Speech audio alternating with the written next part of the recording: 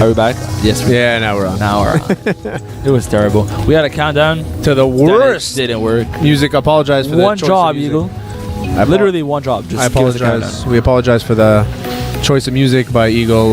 Listen, we don't choose the music. He does. Eagle's the DJ. This is Eagle's mixtape, actually. I actually oopsed it because I had the stream open too, and in my headset, I'm like, why am I hearing the music twice for? That's what he listens to in his car. This is not. It's his own. It's his mixtape. You can catch it on the corner of Anjou and Jari. He has a boombox set up, and Gallery d'Anjou and Jari. This is CFFN by Canvai. You can find links in the chat of the YouTube video. Facebook.com/Canvai Music, SoundCloud.com/Canvai, Twitter.com/Canvai Music, and YouTube.com/user/Canvai Music. Technically, I need to plug them on our stuff. He's dropping his mixtape as we speak right now. And it's fire.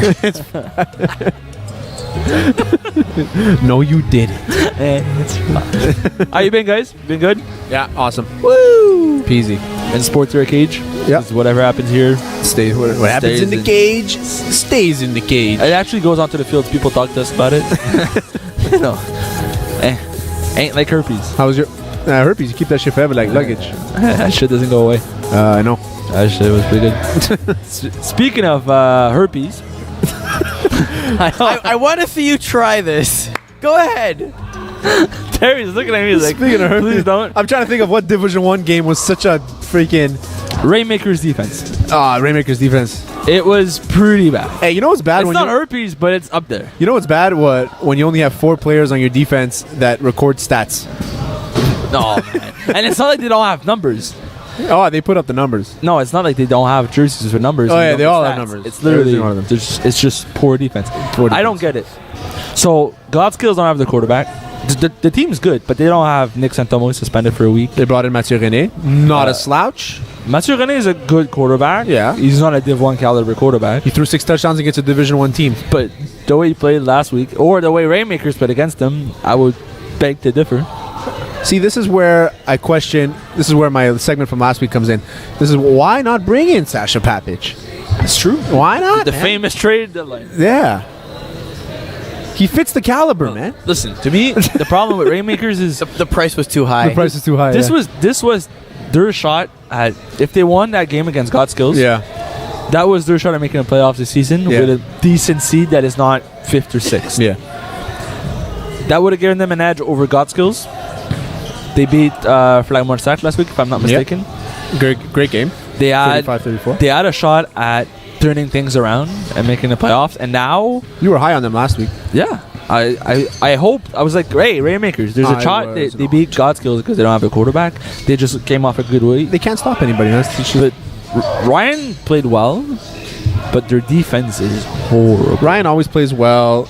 Even Bobby after the game was like, man, it's frustrating, it's like, for sure. He's like depressed. It's like, we can't stop anything. Let's not take away anything from Godskills, who without their quarterback were still able to put up, was it 40 points? 38 points in a game. No, that's not the point. Godskills is pretty good. Matt René played exceedingly well for a quarterback that never played Div 1 before. Yeah, I mean, he has a good receiving core to throw to. Why not, right? But it really came down to Rainmakers. Come on.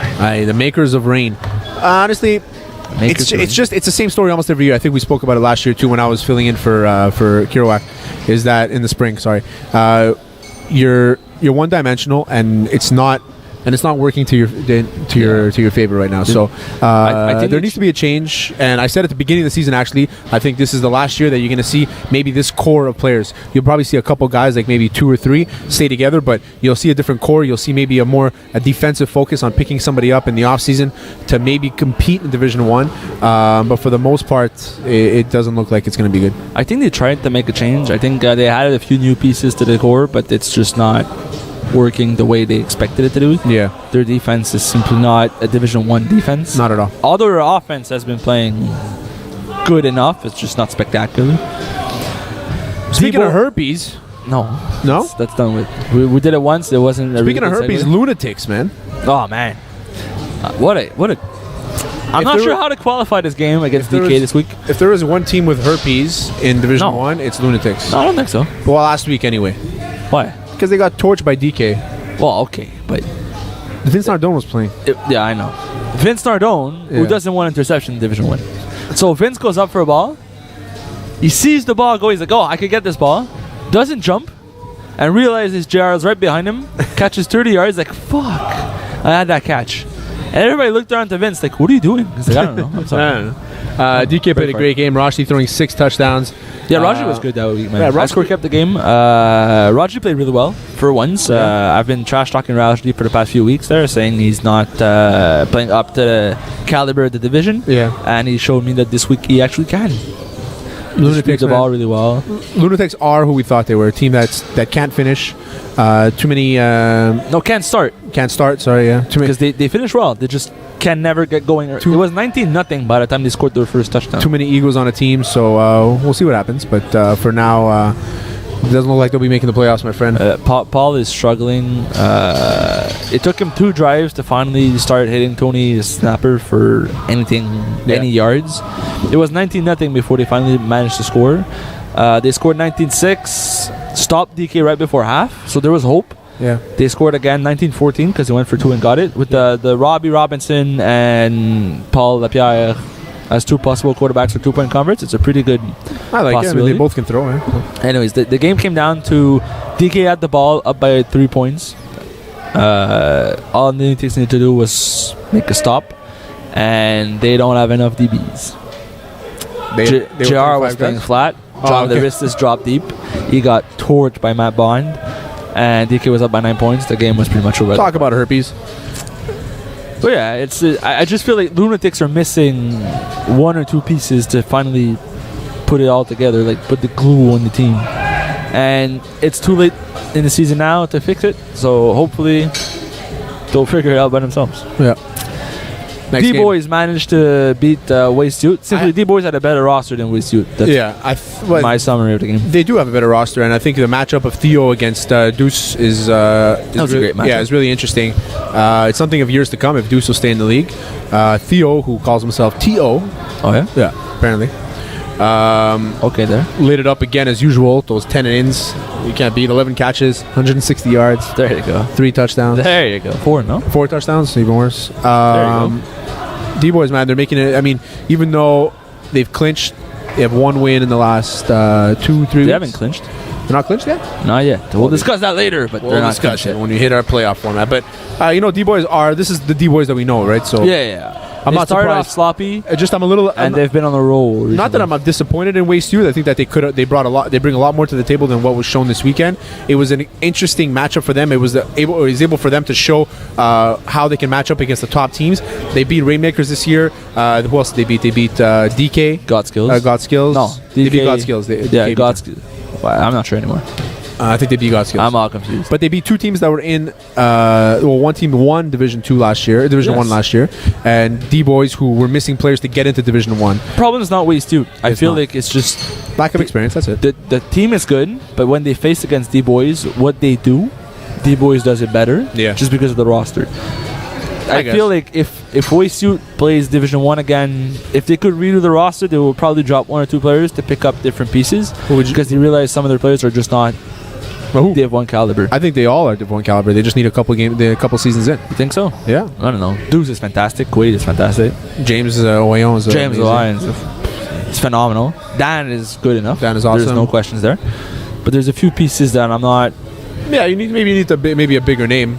A guy. No, I don't think it's names. No, but like a bigger name, a guy that's established in FPS. Because you get like James Lyon to show up. He's made his name for himself in Division 4 and 5 before. Nobody knew him in Div 1. Shows up in Div 1 and can compete with anybody. It's a good point. I'm not saying it's not a name, but something comparable. If you want to compare somebody to if you're able to compare like an Alex Pilon or a Serge Pilon to add them in the roster, maybe a guy like a Theo or these guys won't be leaving their teams to play with Waste Youth. I'm just saying hypothetically. A JR Vigier example, somebody Dan might be able to pick up. Dan could be able to. He has enough respect in this league to be able to pick up somebody to play with him. It's true. And so we'll see what happens next year. They're not out of the playoffs yet. Maybe they can string in 3 victories. They're not out yet. They're currently out in the standings. But they're not mathematically. They're still in. It's still doable if they win their next 3 games. It might be a tough hill to climb, but I think they do it. Game of the week this week was SDL against ONS. It's on most Facebook. average game of all time. Yeah. Okay, Terry.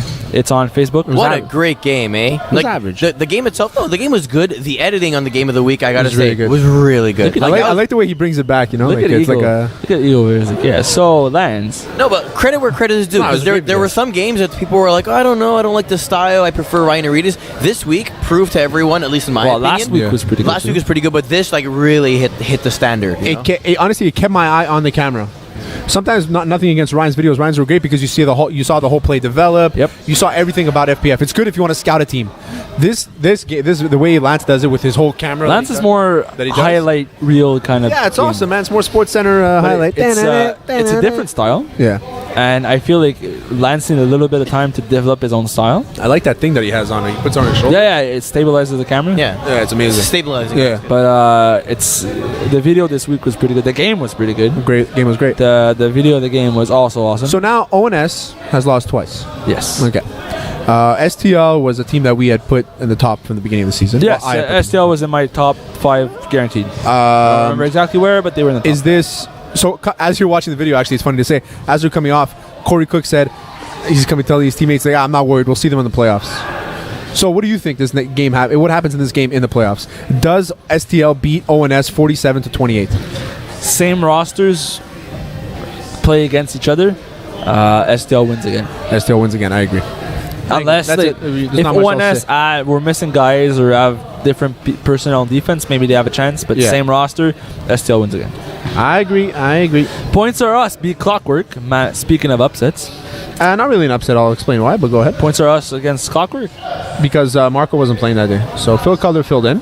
Oh, Yeah. I didn't know that. Yeah, Phil Cutler that filled in. changes things. Mike Harrington filled in though, but he didn't really do much on the stat sheet.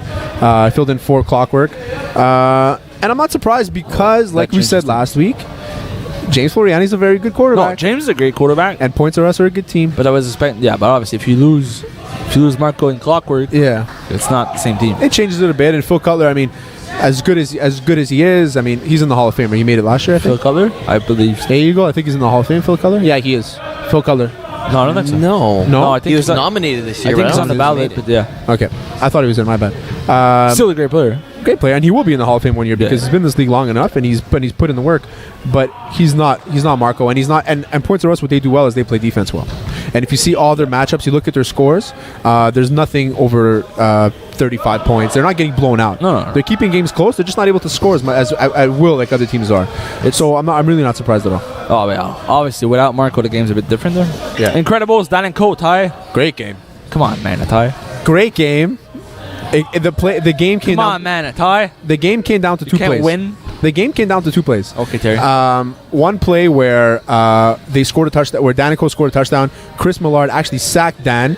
Everybody stopped running, but except for the receiver. Sounds So like excuses over here. it is. It's not really an excuse. It's ask anybody in the field. I even ask Dan. Okay, it would happen. It's part of the game. So whatever. It is what it is. happens. Not only that, is they scored to tie it, and then we had 5 plays left. On the extra point, Jermaine flagged. I forgot which. I think it was Tommy Rodels flagged him at literally the inch to avoid the extra point. We would have lost. And then we drove the field in the red zone. Couldn't score. Overall, it was a great game. Dan, I think he played his worst game I've ever seen him play. Oh yeah. Yeah, and it's not his fault. There was a couple of drop balls. I think our defense was on point. Sasha, there was 2 pick sixes, one on each side. Okay. The first touchdown of the game was a pick six by Sasha. First play? First points of the game. Okay. Yeah, we started, didn't score. They started, we picked it. Interesting. But it was a very good game, and it's signs to come. And honestly, it looks like it's gonna be fun in the playoffs. Let me ask you this: who's the best player on Dan and Co? Now that you've played them, Dan. Dan. Well, excluding Dan. Okay, Including down this era, honestly, it's Quaid. Quaid. Well, Quaid filled in this week, so I think it's He's Quaid. not, yeah. If he's not on the not, roster. I don't know if he's eligible, but I'll say for eligible players, other than Dan, it has to go to Zach. But Zach didn't have a good game, but I'm still going to give it to Zach Jonio, yeah. He's a really good player.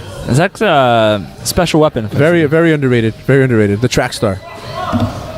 The upset of the week this week was Usual Suspects beating Grip and Rip. Oh, man. 42-39. Oh, man. Yesterday night in Nebaya. No. This was the kind of game. And they had Jason Prince on the field. Just throwing it out there. What's your point? GNR had Prince on the field. Okay. It's big. Okay. It's very important. Okay, sure. GNR did exactly what GNR does well. Yeah. But Rick Nanchiri destroyed them. Rick by himself, was able single-handedly beat not GNR. Not single-handedly. Okay, what receivers did Rick Nanchiri have to beat GNR? It doesn't show much on the stat sheet, but Carruthers was able to. Okay. Rick and Carruthers have a good chemistry going, and Carruthers was able to bring down every ball thrown his way. Yes. Actually, Campana and I were saying is that Carruthers is kind of like no knock on him, but he's a cheaper version of Robbie Robinson. You know, Yes. They kind of look alike. They have that same style. Yes. You know, it's just he kind of fits that whole mold, and he's really good, Carruthers. And they brought in Jason Edwards. They were missing guys this week. Yes, a lot of guys. Yeah, so Jason Edwards filled in. He hasn't played since 2011. Yep. Okay. They brought in Mike Roy. They brought in Mike Roy to snap. Joseph Akis, receiver. Jason Rossi. Jason Rossi, no, he played with Red Raiders. Didn't play with... You sure? Yeah, he didn't play with Usual Suspects. They were missing a bunch. That whole crew was missing a bunch of guys. Rob White was missing a lot of players for his team. Brought in guys from his Division 4 team to play with Usual Suspects, at least so they have bodies. That's what happened. And you still get a guy like Rick Nanchiri, who proved last night why he's a Hall of Famer. He played... And he's a Cowboys fan. He played remarkable with football. Yeah, for sure. I was impressed from start to finish. I was expecting it to be a blowout, and they won. It was close. The whole game was close, and it's a really big win for Usual Suspects. I think it's more of a character win for Usual Suspects than anything else. To be honest, it's not so bad for GNR. They already clinched the playoffs anyways. They're lucky they clinched the playoffs after that loss. Yeah, losing the game didn't really matter to them, but it was much of a bigger win for Usual Suspects. You're right, but it's impressive to see that Usual Suspects could come in and beat GNR. Imagine if that kind of game would have happened in the playoffs. Oh man, crazy. That would have been amazing. Speaking of playoff standings, we're going to put the visual right on your screen. Eagle's supposed to set it up. He told me he's going to do it. It is now there. Thank you. It is now there. Division 1. You like the new camera, guys? I'll get some feedback on the new camera angles there. It's pretty much as simple as it gets. Finance clinched already. Boo. So Finance are in the playoffs. The boys will clinch if they win or tie any game in the next 3 weeks. So that's most likely happening. DK, Loonatics, Yout are on the bubble. 2 of the 3 are going to be out of the playoff race unless they all win. Lunatics, Yout, DK. And DK. They all have 4 points at the moment, and they're the bottom 3 seeds. Let me ask you this. Could Rainmakers fall out? They're currently at 6 points. Could Rainmakers, who have a tiebreaker on certain teams, could possibly fall out of the playoffs and be one of the bottom seeds in the next 3 weeks? Flagmont Sack, D-Boys, Yout. We said it a couple weeks ago. It's really going to come down to that last game of the season for Rainmakers. Rainmakers against Yout, because I think that Yout have it to be able to keep it close and be eligible for the playoffs going into week 10. If kind of like a win you're in kind of deal with them. So we'll see what happens. I don't see a win in the next 2 weeks for Rainmakers, unfortunately. So it's going to be tough. I see 0-2 going into the last game, and I still see Yout beating them again, like they did in the first week of the season. So we're expecting Rainmakers to actually fall off? To be out of the playoffs like I predicted at the beginning of the season. Okay. God Skills at 8 points are pretty comfortable at the moment. Unless they lose the next 2 games, they should be all right. Yeah. Get in. Division 2. A bit more, a bit different. So we got Conference A, STL, Dan & Co., ONS, and Incredibles already clinched the playoffs. Word. You clinch with a tie. Congratulations. Clinch with a tie, man. That's how it's done. 8 out of 10 teams Incredible make the playoffs. EMPS and Wild Boys are currently on the outside looking in. Hey, it's a rivalry apparently. 30-0 for EMPS this week. Yeah, the EMPS won by forfeit. Yeah, by forfeit. So right now you got Wild Boys sitting at 2 points at the EMPS. Points Are Us are the 8th seed at 4 with their most recent win over Clockwork. Yeah, gives them an edge over the other 2. Points Are Us also owns the tiebreaker against Wild Boys, and they play EMPS this week. That's crazy. So basically, if Points Are Us win this week against EMPS, they're in the playoffs. That's basically what it is. And and to my point last week, hey James, hey man, what's going on, buddy? You have no quarterback going into the playoffs now. Fantastic. Unless they lose the MPS. You'd be surprised. You never know. You never know. Conference B. Braves and Grip and Rip clinched. Yes, not surprised. On the outside looking in, Terror Squad and CLR Forces. Yeah. CLR Forces, who had another garbage game this week. Well, Pepsi was not there. It doesn't matter, man. You can't. 43 points. It was 43 to nothing. For NR. Hashtag NR. Yeah. Speaking of hashtag NR, currently Holovax boys, 3rd seed on most likely clinched if nothing changes. Yeah. Do you see any movement in the Conference B? Can Terror Squad or CLR Forces make it back into the playoffs? Will Serve with Ice, Chernobyl, usual suspects fall out? I had Served with Ice outside looking in. Chernobyl's been really really upset. Yeah, flaking this year. Honestly, I'm looking at Terror Squad. I think Terror Squad will end up making the playoffs. Reason why is I'm trying to find. Well, Terror Squad have 7 games. Serve with Ice have 8 games. Serve with Ice has a win over them, but basically they only have 2 games left. Right? The game in hand. With the game in hand, they're playing the Braves, playing Points Are Us, and they're playing GNR. That's Terror Squad? Yeah, it's Terror Squad. So that's 3 tough losable games. Well, they need to win at least 2 in the 3 to be considered into the playoffs. Yeah, also 3 winnable games. I don't see them beating Brave. I do see them beating Points Are Us. I also do see them beating Grip and Rip. I think it's going to come down to can Pat Jerome come back from his injury, first of all. If not, they had Rajdi this week who played really well for them. Yeah. I think it's going to come down to can Terror Squad find a suitable substitution for Pat Jerome if he can't come back. Yeah. To get those wins that they need. Yeah. So, any changes? No? Yeah, I think Terror Squad move in and Served with Ice bounce out. So you keep hating on Served with Ice? I think Served with Ice lose out the rest of the season and Terror Squad get that 1 win to get in. So we don't even... No consideration for CLR Forces? Season's over? No, it's over. Done. After what I saw last night, I don't care. After what I saw in the last 2 weeks? Last 2 weeks, I don't care who your quarterback is. Love Fred Dupree. We grew up playing against each other and he's awesome. But 6 picks in the second half? Yeah, that was the last time I saw him. And then this week it was a no-show. But there's a possibility they can't make too many guys in your team, and you can't work on shit. You know, and it's one of those. You don't have a consistent roster. It's one of those seasons where you just forget it. Yeah, no. So it comes down to your favorite segment, the call out of the week. Speaking of EMPS winning by forfeit this week, that's where you're going. If you've been in the league for 400 years, like I have, you know certain rules in this league, and Rob has been the league has been very kind to players that want to play on multiple teams. For you to be able to play on 3 teams and still have your schedule preferences in place where you don't have any conflicting games is a headache. It's a luxury that other leagues do not have. Agreed. Okay. So what I will say is you got to make sure you have enough guys on your team. Not only that, when you're registering teams, make sure that you're going to be able to get enough guys on your team. There's a reason why we had that schedule preference built, so you can get enough guys to your team. And it's going to happen where some guys aren't going to be able to make it. We've had it a couple times this year. A wedding happens, something happens where you couldn't see coming, right? Because obviously weddings are planned a week before. Not only that, if you're fighting for the playoffs, make sure that everybody on your team is eligible. You check the cap. There's plenty of ways to check the cap. Okay? It's called a phone. Not only that, is that when you ask somebody to play on your team, you ask him, do you play on other teams? Do you play in the same division? Yeah.